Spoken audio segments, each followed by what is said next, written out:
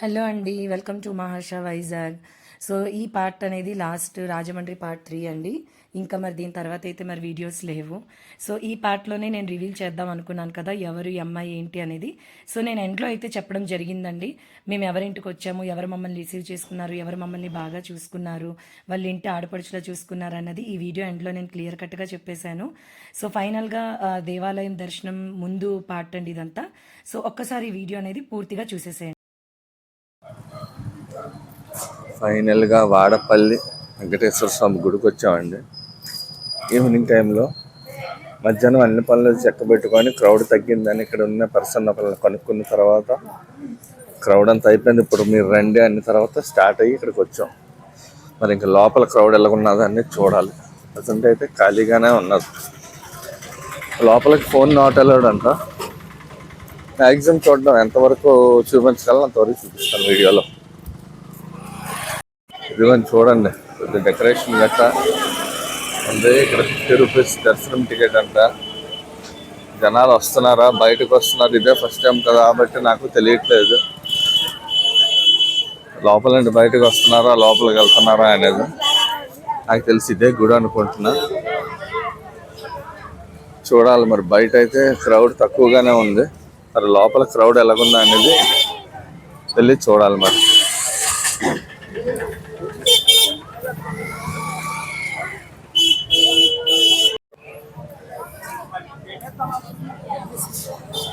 వాడపల్లి వచ్చావు అయితే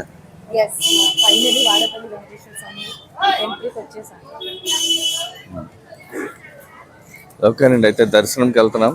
వెళ్ళొచ్చిన తర్వాత చెప్తా. ఓకేనా? సక్సెస్ఫుల్గా అయితే వాడపల్లి వెంకటేశ్వర స్వామి దేవాలయం దర్శనం అయితే మేము చేసేసుకున్నాము. అండ్ ఇప్పుడు మేము ఇక్కడ నుంచి వైజాగ్ రిటర్న్ అవ్వబోతున్నాము.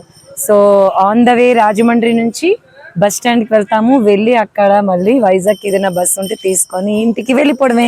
బట్ ఇంత బాగా దర్శనం అవుతుందని అయితే అస్సలు అనుకోలేదు. నిజంగా అక్కడ ఫోన్స్ ఎలా లేదన్నారని చెప్పేసి మేము ఫోన్లు వదిలేసాము. కానీ చాలా మంది దొంగచాటుగా ఫోన్లు దాచుకొని లోపలికి తీసుకొచ్చారు. అయ్యో, ఈ విషయం తెలుసుంటే నేను కూడా నా ఫోన్ ఎలాగోకలా దాచి తీసుకెళ్ళిపోతున్నాను అనిపించింది.